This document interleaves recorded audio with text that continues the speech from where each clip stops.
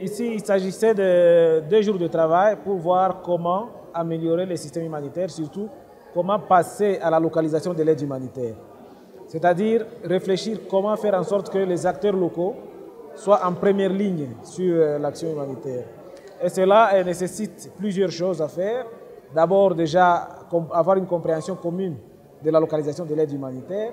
Et donc, au cours de ces assises, nous avons pu tirer une définition opérationnelle de la localisation de l'aide humanitaire que nous espérons tous les acteurs vont adopter en République démocratique du Congo pour que ça soit d'usage, pour que les gens en fait aient une base de compréhension commune pour la localisation.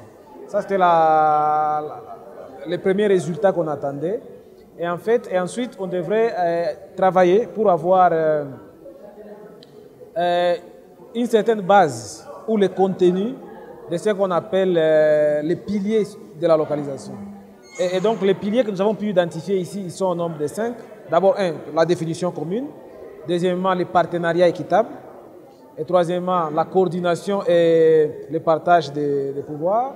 Et troisièmement, le renforcement des capacités.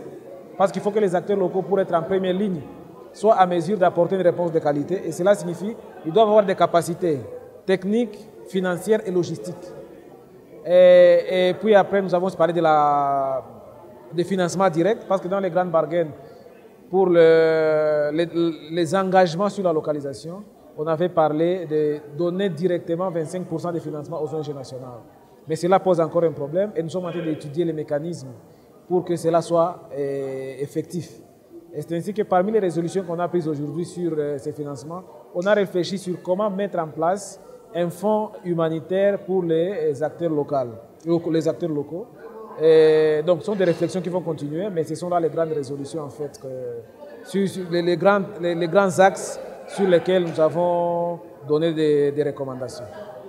En fait, le CONAFOD qui a organisé ces assises, c'est-à-dire le Conseil national des FORA des ONG humanitaires de développement, a pour tâche, en fait, de fédérer toutes les organisations nationales au sein d'une seule coordination et au sein d'une représentation commune. Et parmi ces tâches, nous travaillons aussi pour que toutes les organisations humanitaires nationales travaillent dans la légalité, qui ne travaillent pas en dehors des lois. C'est-à-dire que nous allons aussi les sensibiliser, c'est parmi notre rôle, les sensibiliser pour qu'ils régularisent leur situation avec le gouvernement, avec l'État. Parce qu'on ne peut pas travailler dans un gouvernement en état anarchique. C'est-à-dire que tout notre travail va être remis en cause. C'est-à-dire que toutes ces organisations qui ne sont pas encore en ordre avec le gouvernement, nous allons les sensibiliser. Et nous allons commencer par nos membres déjà, nos membres effectifs, pour qu'ils régularisent les situations. Et nous allons partir vers les autres pour les encourager à les faire et adhérer vers les réseaux. Quand on lit même dans la définition de la localisation, en fait, c'est mettre les acteurs locaux en première ligne pour une réponse adaptée, rapide et qui tourne vers le nexus. Le nexus, c'est-à-dire la suite, la préparation. Le nexus prend 3 aspects, l'urgence, la paix et le développement. Donc, la localisation, c'est en fait, on part des urgences vers la transition et vers le développement. C'est en fait ça, on travaille pour que les systèmes humanitaires s'orientent vers ces chemins-là. Alors, quand on dit de la localisation, en fait, vous avez dit une chose. Pourquoi on a changé les systèmes? Pourquoi on a fait la réunion d'Istanbul? Et pourquoi on a pris des engagements dans les grandes bargaines? Parce qu'on s'est rendu compte que l'action humanitaire était décidée à Genève dans des bureaux. Imaginez une crise qui se passe à Niamoukubi, à Calais, mais les gens se mettent dans les bureaux à Genève, en Suisse, pour réfléchir sur la meilleure réponse. C'est clair que ça ne sera pas adapté, parce qu'ils vont réfléchir selon les réalités de la Suisse. Mais avec la localisation, on veut que les acteurs locaux qui sont en première ligne, qui donnent la première réponse, aillent d'abord discuter avec les communautés, identifier les vrais besoins, les vraies aspirations, et sur base de ça, ensemble avec les communautés, rédiger les projets et associer la communauté à toutes les phases.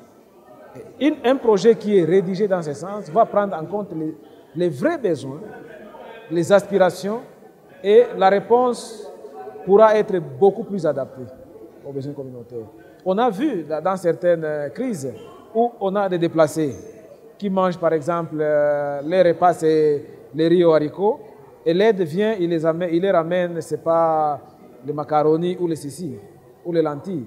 L'aide, qu'est-ce qui va se passer? Ils ne vont pas l'utiliser parce que ce n'est pas dans leurs habitudes. Mais si la réponse vient de la base, on saura quelles sont les habitudes des communautés, quelle est la réponse qui est adaptée et comment les faire arriver de manière rapide. Il faut savoir que c'est un processus. C'est un processus. La plus grande intention pour organiser ce symposium, c'était d'amener tout le monde à s'approprier le processus. Donc l'attente, c'est que tout le monde se mette en tête que l'action humanitaire demande l'implication de tous, depuis la base jusqu'au sommet. Ce n'est plus depuis le sommet vers la base, mais c'est la base qui doit s'exprimer. Cela aussi implique que nous devons aussi avoir des responsabilités. Parce que la réponse est localisée, c'est-à-dire que nous devons aussi avoir des responsabilités dans la contribution à l'aide humanitaire. Voilà pourquoi nous avons associé les privés, c'est-à-dire la FEC, les entrepreneurs, les STEM, pour qu'on réfléchisse aussi comment mobiliser des fonds localement. Il ne faut pas qu'attendre l'Europe, il ne faut pas qu'attendre... il y a des crises partout. Donc il faut que nous aussi nous voyions comment contribuer. Par exemple, quand nous voulons mettre en place les fonds humanitaires pour les acteurs locaux, il faut voir comment on va faire pour apporter des fonds, des financements pour ces mécanismes. On ne va pas attendre que ça vienne essentiellement de l'Europe parce qu'eux déjà, ils ont leurs mécanismes, ils ont les fonds humanitaires, ils ont des coopérations, des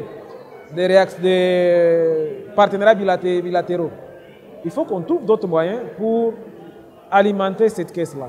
Et c'est là qu'on se tournera vers les privés, vers les gouvernements et vers d'autres bienfaiteurs aussi locaux pour qu'on ait cette caisse-là.